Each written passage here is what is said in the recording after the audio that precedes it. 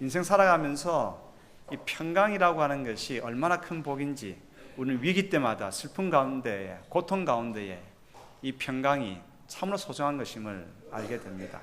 다시 한번 축복합니다. 우리 성도님들 삶 가운데에 평강이 가득하기를 축복합니다. 미국 대통령 가운데에 현역 시절에는 인기가 없었지만 퇴임 후에는 많은 분들에게 존경을 받는 분이 계십니다. 바로 땅콩 농장 대통령으로 불렸던 지미 카터 대통령입니다. 그는 분쟁 지역의 평화 중재를 위해서 퇴임 후에 또 많은 활동하였습니다. 그래서 평양에도 그리고 중국에도 다녀오셨던 분입니다. 그가 퇴임 후에 열정을 가지고 봉사하는 사역이 하나 있습니다. 그것이 헤비타트 운동입니다. 헤비타트 사역. 이 헤비타트 사역은 집 없는 사람들에게 집을 지어주는 사역입니다. 한 기자가 망치를 들고 못을 받고 일을 하고 있는 카터 전 미국 대통령에게 이 일을 할 때 그 소감을 물었습니다. 그러자 카터 대통령은 이렇게 이야기했습니다. 나는 한 채의 집을 지을 때마다 단순한 건물이 아니라 한 사람의 인생이 세워지는 것을 보고 있습니다. 그렇게 대답을 했습니다. 사실 집이 없다. 단순히 집이 없는 것이 아니라 사실 살아갈 희망도 여건도 갖춰지지 않는 그런 분들에게 집이 없다라고 하는 것은 큰 뒤에 배경을 잃어버린 것이고, 또 집이 없기 때문에 소망이라고 하는 것은 꿈꿀 수 없는 것이거든요. 그래서 풀죽고 있고 희망이 없고 자존감을 잃은 사람들에게 집을 하나 정성껏 사랑의 마음으로 지어서 준다라고 하는 것은 단순한 건물을 주는 것이 아니죠. 그것은 한 사람 인생이 세워지는 것을 기대하고 공급해 주는 것입니다. 오늘 성경 본문은 그리스도인들이 이 땅에 존재하는 이유에 대해서 말하고 있습니다. 여러 가지 그리스도인들이 살아가는 그런 존재하는 이유가 있지만 그 중에 한 가지가 서로의 인생을 세워주기 위함이라고 가르치고 있습니다. 본문 19절에 보면 서로 덕을 세우는 일을 힘쓰라라고 말씀하고 있습니다. 여기서 사용되어진 세우다, 세움이라고 하는 단어는 히랍어로, 그리스어로 오이코도메라고 그렇게 하는 단어입니다. 오이코라고 하는 것이 집이라고 하는 뜻이고, 도메라고 하는 것은 세운다라고 하는 뜻입니다. 그래서 예수님을 인해 구원받은 성도는 구원받은 자답게 이웃을 세워주는 삶을 살아가야 함을 의미하고 있습니다. 그러므로 구원받은 자는 이웃을 세워주고 형제를 세워주고 성도를 세워주는 바로 그것이 구원받은 자의 삶이요, 구원받은 자의 삶의 윤리라고 하는 것입니다. 우리가 계속해서 듣고 있지만 로마서 11장까지는 어떻게 하면 구원받는가 하는 구원론에 관한 것이라고 한다면 12장부터는 어떻게 그러면 살아가야 하는가, 구원받은 자의 삶의 윤리에 대해서 말하고 있는 것이죠. 그러면서 오늘 로마서 14장은 구원받은 자의 삶의 윤리는 삶은 이웃의 형제를 세워주는 삶을 살아야 한다, 그렇게 강조하고 있는 것입니다. 그런데 사람들의 모습을 이렇게 살펴보면요, 이웃들에 대하여 하는 말과 행동을 지켜보고 있으면 어떤 사람들은 이웃을 세워주는 것이 아니라 이웃을 파괴할 그러한 목적으로 태어나지 않았나 할 정도로 그러한 말과 행동이 거친 것을 볼 수가 있습니다. 우리 성도님들은 어떤 마음을 지금 품고 있습니까? 과연 이웃을 무너뜨리는 자이기를 원하십니까? 아니면 이웃을 세워주기를 원하십니까? 이웃을 세우기를 원한다고 한다면 어떻게 이웃을 세워나가는 자로 살아갈 수 있을까? 오늘 여기에 집중하면서 로마서 14장을 통해서 하나님의 은혜의 말씀을 듣기를 원합니다. 하나님께서는 오늘 우리들에게 말씀하십니다. 첫 번째 교훈입니다. 우리가 이웃을 세워주는 그러한 구원받은 자의 삶 살아가기를 원한다고 한다면 이웃을 비판하거나 업신여기지 말라, 그렇게 말씀하고 있습니다. 성도가 이웃을 세워주는 삶을 살기 위해서는 비본질적인 문제로 서로 비판하거나 업신여기지 말아야 합니다. 로마서 14장을 통해서 우리는 로마 교회에 두 가지 갈등이 있다고 하는 것을 볼 수가 있습니다. 이 갈등은 신앙의 본질적인 문제가 아니라 비본질적인 문제로 서로 간에 갈등하고 있는 것입니다. 그것은 어떤 음식을 먹어야 하느냐 하는 것과 어떤 날이 더 중요한가라고 하는 그런 문제입니다. 별로 중요하지 않은 것 같다라고 우리는 지금 생각하고 있지만 사실 우리 신앙생활하고 있는 우리들도, 그리고 살아가고 있는 우리들도 별 중요하지 않은 일 가지고, 사소한 일 가지고 목숨 거는 경우가 많거든요. 그러므로 오늘 이 이웃을 세워주는 것에 대한 교훈은 참으로 이 시대에 우리들에게 꼭 필요한 말씀이라 생각합니다. 그럼 로마 교회에 있었던 첫 번째 문제가 뭐냐? 갈등은 음식에 관한 문제였습니다. 로마 교회 교인들 중에 몇 사람은 모든 그 음식을 먹어도 된다라고 주장하고 있고, 일부는 채소만 먹어야 한다라고 주장을 했습니다. 이로 인해서, 음식 문제로 인해서 갈등이 야기되었습니다. 당시의 역사적인 배경을 좀 살펴보는 것이 필요할 것입니다.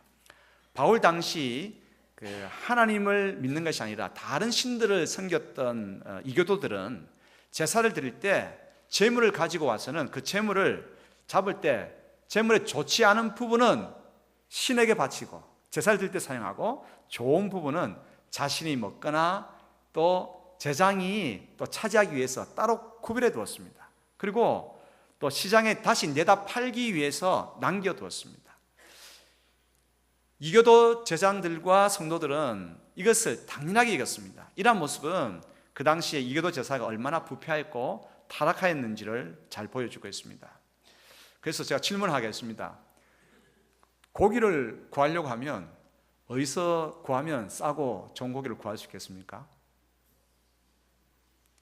시장에 가야 되긴 되는데, 그 시장은 이교도 사원 근처에 있는 시장에 가면 싸고 좋은 고기를 구할 수가 있죠. 그래서 로마 교회 교우들은 이러한 그 당시의 시대적인 배경 속에서 이걸 알고 있는 거예요.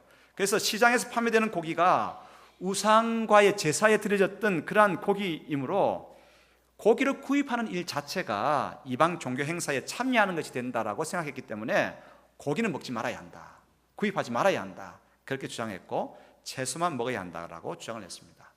이러한 로마 교회의 교우들이 있는가 하면 반면에 고기를 먹는 일에 그렇게 세세히 따지지 말고 그냥 먹으라고, 감사히 먹으라고 그렇게 주장하는 교인들도 있었습니다. 사실 시장에서 파는 고기가 다 제사에 드려졌던 고기는 아닙니다. 또한 그것이 드려졌는지 아닌지를 세세하게 조사할 수도 없는 입장입니다. 지금이야 원산지 표시를 하고 있지만 그 당시에 무슨 원산지 표시를 하겠습니까? 또 하나님께서는 모든 것을 우리가 먹을 수 있도록 선하게 만드셨기 때문에 묻지 말고 그렇게 감사함으로 먹으라고 가르쳤습니다. 이 음식에 대한 서로 상반되는 취향으로 로마 교회는 갈등하게 되었습니다. 또한 두 번째 갈등은 날에 관한 문제였습니다. 어떤 그리스도인은 이 날이 다른 날보다 더 중요한 날이라고 그렇게 생각을 했습니다. 아직 유대교 전통이 남아있는 신자들은 하나님께서 세상을 창조하셨고 그리고 난 다음에 쉬셨던 안식일, 지금 같은 토요일이죠, 안식일을 더 중요하게 여겼습니다.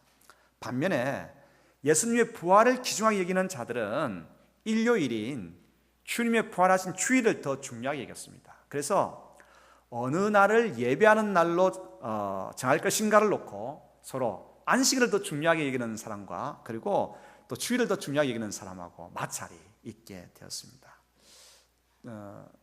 지난 주일에 담임 목사 사택 이사를 했습니다. 우리 교우들 가운데에 이사하시는 분들에게 전화를 했습니다. 근데 다들 스케줄이 잡혀 있었던 거예요. 또 제가 아는 분, 또 우리 관리 장로님 아시는 분에게 전화를 했는데 다 이사업체들이 다 스케줄 잡혀 있는 거예요. 그래서 물어 해서 한 군데 업체하고 이제 계약을 맺게 되었습니다. 그래서 왜 이렇게 스케줄이 잡혀 있고 바쁘냐고 물으니까 그날 이사하면 손해를 보지 않는 손 없는 날이라고 그렇게 바쁘답니다. 또한 한 주 전에 우리 공강두 목사 가정에 귀한 딸 선물로 받았습니다. 근데 저한테 이렇게 이야기하더라고요. 목사님, 이제 3일 동안은 병원에 있을 수 있는데 그 다음에 산후조리원으로 가야 되는데 산후조리원 자리가 없습니다. 이거 고민됩니다. 어떻게 하면 되겠습니까? 왜 자리가 없는데? 물으니까 올해는요 5월보다 4월이 달이 좋다고 사람들이 배를 째서라도 애를 낳았기 때문이랍니다. 근데 안 믿는 자들이라고 이렇게 말할 수 있습니다.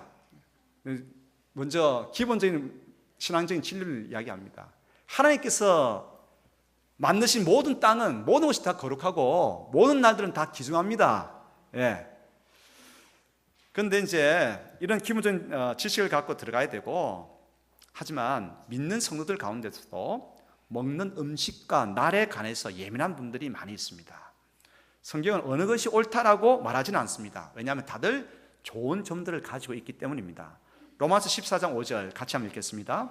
어떤 사람은 이 날을 전날보다 낮게 여기고 어떤 사람은 모든 날을 같게 여기나니 각각 자기 마음으로 확정할지니라. 음식과 날을 구별하는 성도들은 그것이 신앙의 절도라고 여기는 것입니다. 그래서 절도 있게 생각을 해서 이렇게 구별하는 것, 그것도 참 좋은 것입니다.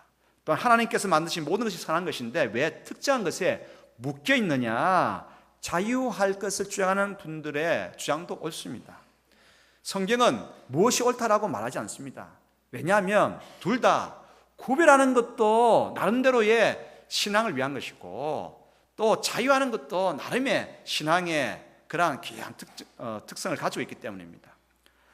그러므로 모든 것에 자유할 수 있는 그러한 자는 특정한 것을 구별하는 그러한 자들을 업신 여기지 말아야 됩니다.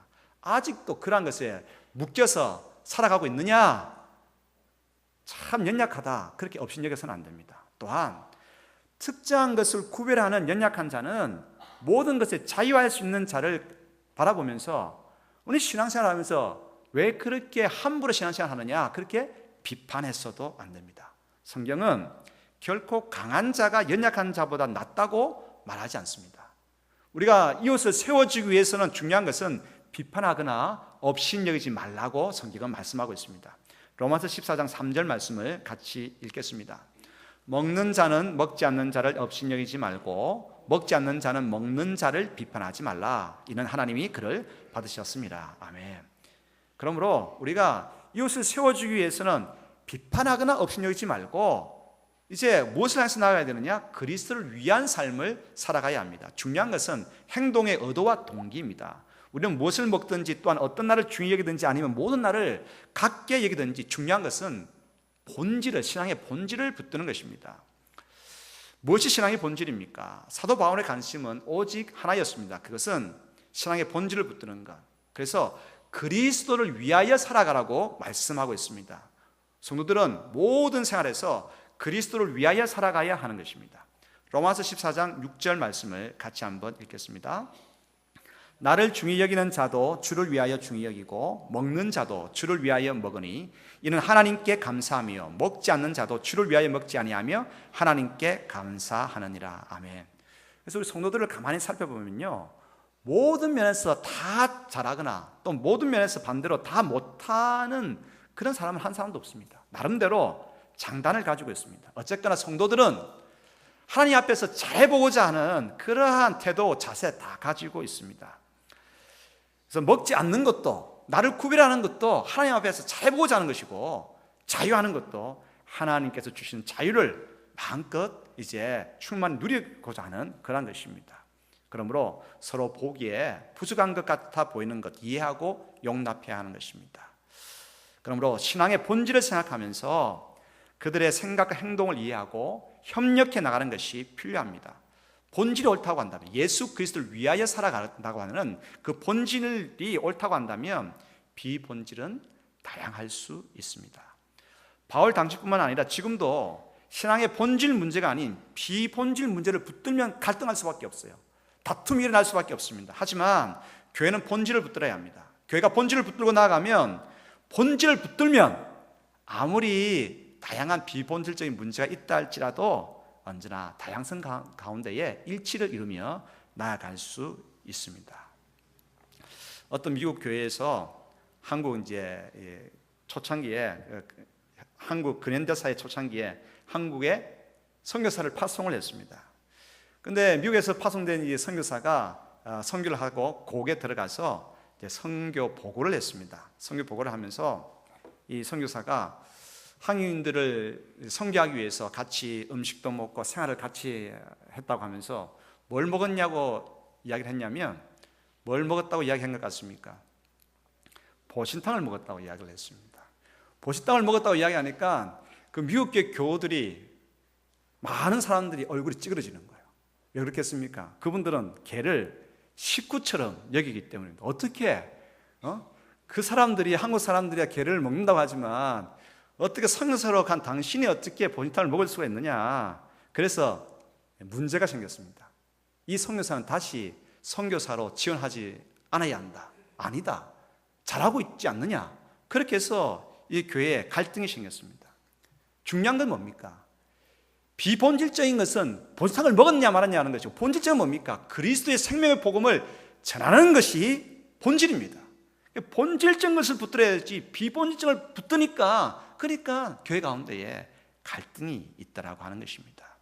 생명의 주 예수 그리스도의 복음을 증거하기 위해서 애써야 한다라고 하는 본질을 붙든다고 한다면, 그 다음 비본질적인 것들은, 그것으로 인해서 생기는 갈등은 하나의 뭐가 되겠습니까? 코미디가 될 것입니다. 그래서 사도 바울은 이러한 비본질적인 문제에 대한 논쟁의 결론적인 답을 이야기합니다. 너희들은 서로 비판하거나 업신여기지 말라. 구별하는 자도 잘하는 것이고 자유하는 자도 잘하는 것이다. 하지만 우리가 붙들어야 할 본질은 그리스도를 위한 삶을 살아가야 한다라고 하는 것입니다. 그럼 우리가 형제를 세워주기 위해서 중요한 것은 뭡니까? 업신여기거나 비판하지 않고 그리스도를 위하여 살아가는 저희들이 되어야 할 것입니다. 두 번째 교훈입니다. 이제 그리스도를 위하여 살아가기 위해서, 또 형제를 세워주기 위해서 중요한 것은 화평과 덕을 먼저 생각해야 한다라고 하는 것입니다. 형제가 시험에 빠지지 않도록 서로 배려해야 합니다. 구별하는 것을 생각하는 형제와 함께 있다고 하면, 음식 먹는 것을 구별한다고 하면 그 음식을 먹지 말아야 합니다. 그날을 중요하게 여기는 그러한 분이 옆에 있다고 하면 그 의견을 존중해야 됩니다. 그분도 또한 뭡니까? 그리스도를 위해서 귀한 생각을 가지고 있기 때문입니다. 교회 가운데에 별것 아닌 것 같지만 별것 아닌 사소한 문제 때문에 얼마나 많은 다툼이 있고 갈등이 있는지 모릅니다. 한 가지 예가 통성기도하고 묵상기도의 부분입니다. 저는 가끔씩은 한번 설교를 하고 난 다음에 다 함께 성도들 함께 오늘 주신 말씀을 붙들고 통성기도 했으면 좋겠습니다. 통성기도 했으면 좋겠습니다. 부르짖어 기도했으면 좋겠습니다. 그런데 오늘 처음 오신 분들도 계시고, 신앙생활 한 지 얼마 안 되는 분들 계셔가지고 통성기도 하자면 막 부르짖어 기도하면 도대체 문현중앙교회는 이 광신도들이 모인 집단인가, 그런지 생각할 수도 있고, 또 저한테 그런 말을 하실 거예요. 목사님, 그렇게 하면요, 그런 분들이 그렇게 생각하지 않겠습니까? 그렇게 분명히 이야기하실 거란 말이죠. 통성기도와 묵상기도 둘 다 밸런스를 유지하는 것이 필요합니다. 통성기도하는 분들을 광신도라고 몰아붙여서도 안 되고, 묵상기도하는 분들을 열심이 없다, 열성이 없다라고 그렇게 내몰아서도 안 되는 것입니다. 그러므로 내가 가지고 있는 생각을 잠시 접어두고 한 걸음 뒤로 빠지는 것이, 그것이 화평케 하는 성도의 자세고 덕을 세우는 것입니다. 군대에 장교들이 꼭 필요합니다. 병사들이 많아서 되는 것도 아닙니다. 장교들이 필요한데, 장교는 세 가지 장교가 필요합니다. 용장이 필요합니다. 용장은 앞장서서 목숨 걸고 뛰어나가는 장교입니다. 그래서 위관급들이 그렇습니다. 소위, 중위, 대위가 그렇습니다. 그러면 용장만 있어야 되느냐? 아닙니다. 지장도 있어야 됩니다. 지혜로운 사람들, 장교들이 있어야 됩니다. 지장은 영관급입니다. 소령, 중령, 대령입니다. 그러면 용장하고 지장만 있으면 되느냐? 아닙니다. 덕장이 필요합니다. 덕장은 이제 장군들입니다. 잘못한 것을 보고 내가 달라도 어떻게 했습니까? 잘해서 등 들일 수 있는 사람이 덕장입니다. 그러므로 오늘 우리에게는 필요한 것이 용장도 지장도 덕장도 필요한 것입니다. 에릭 프롬은 자유로부터의 도피라고 하는 책에서 이렇게 이야기했습니다. 자유는 무엇으로부터의 자유와 무엇을 행할 자유가 있다. 현대는 광범위한 무엇으로부터 해방된 자유를 가지고 있다. 빈곤으로부터의 자유, 무지로부터의 해방, 정치적 억압으로부터의 자유 등. 그러나 아무리 인간을 무엇으로부터 해방시켜 놓아도 자유를 향유하는 방향이 잘못되어 있다고 하면 정신병적인 현상이 나타난다. 이렇게 이야기했습니다.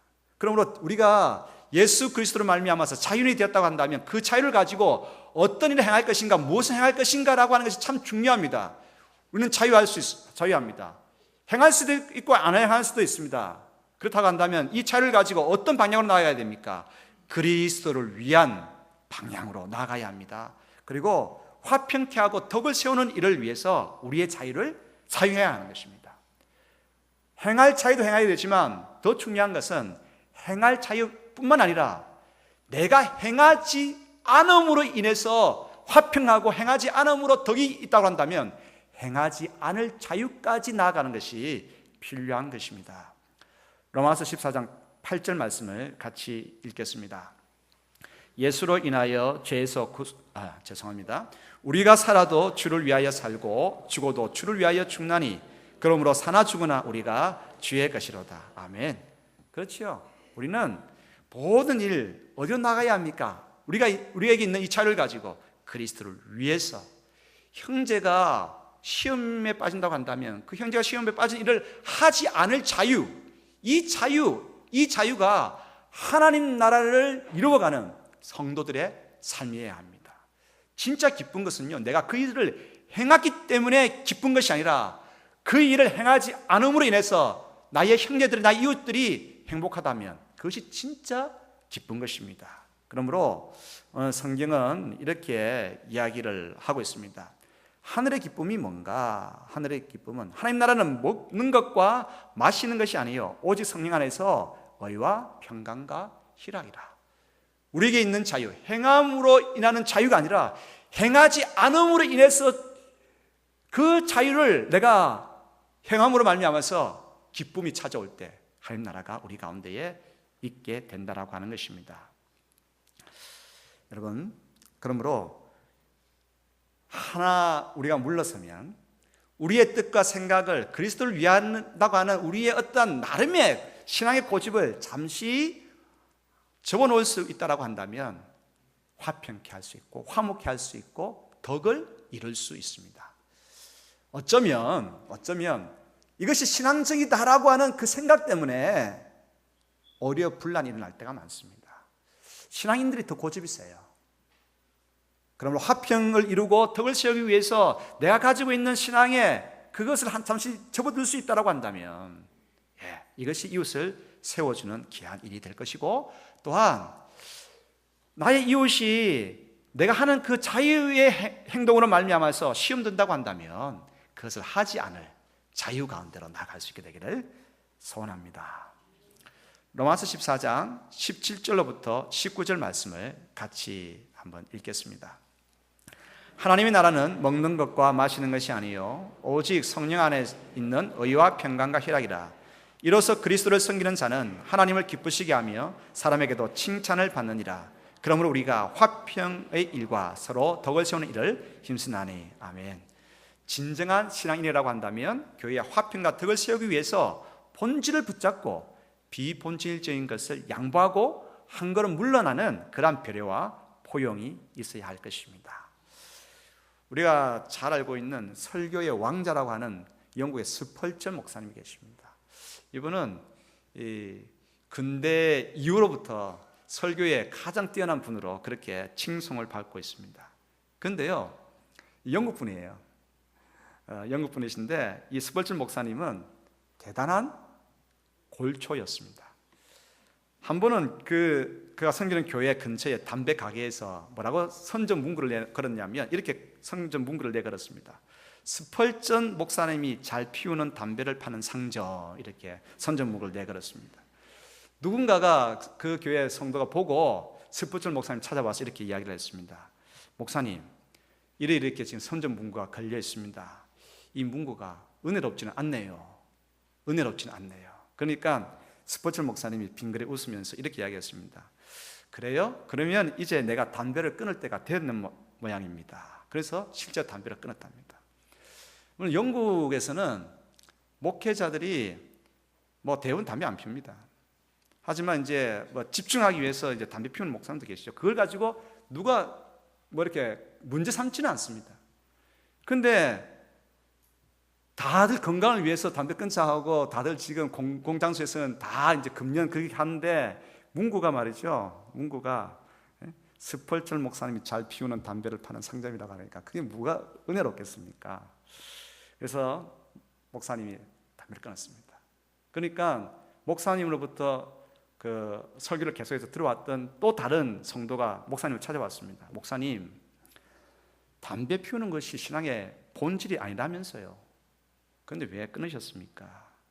그래서 스펄전 목사는 이렇게 이야기했습니다. 나는 오히려 담배 피우고 설교 준비하면 더 집중이 잘 되는데 나 때문에 여러 사람이 담배를 피우게 되고 건강을 해치게 되고 은혜가 되지 않는다면 내가 상가야 되지 않겠습니까? 예, 그렇게 했더랍니다. 두 번째로 스펄전 목사님 찾아온 사람은 누굽니까? 담배 피우는 분 아니겠습니까? 그런데 그 말을 듣고 사람들이 참 이것이구나. 그렇습니다. 화평과 덕을 세우는 것은 이웃을 세워주는 그러한 일입니다. 그러기 위해서는 내 자유를 포기하고 나에게 주어진 자유를 그리스도를 위해서 사용하는 것입니다. 행할 자유가 있습니다. 그러나 한 걸음 나아가서 행하지 않을 자유를 통해서 우리 가운데에 화평과 덕을 세워나간다고 한다면 참으로 귀한 성도의 삶일 것입니다. 성도들은 그리스도를 위하여 삶을 살아가야 합니다. 그런 귀한 삶을 살아가는 저희 모두 되기를 축복합니다. 기도하겠습니다. 아버지 하나님 감사합니다. 우리들은 먹고 마시는 문제와 나를 어느 날이 더 중요하냐라고 하는 문제를 대할 때마다 별 사소한 문제 가지고 문제를 삼는 사람들도 많구나 생각하지만 그러나 실제 우리의 모습이 이러함을 고백합니다. 주여, 우리의 고집을 용서하시고 이웃들의 삶을 세워주기 위해서 주님 비판하거나 업신여기지 아니하고 그리스도를 위하여서 화평과 덕을 위해서 우리의 생각을 한 걸음 뒤로 물러설 수 있는 그러한 아버지 하나님이여 포용의 가슴을 저희들에게 허락하여 주시기를 소원합니다. 그래서 참으로 아버지 하나님이여 이 땅을 세워나가고 형제를 세워나가는 복음으로 세워나가는 저희들이 될 수 있도록 도와주시옵소서. 예수 그리스도 이름으로 기도드리옵나이다. 아멘.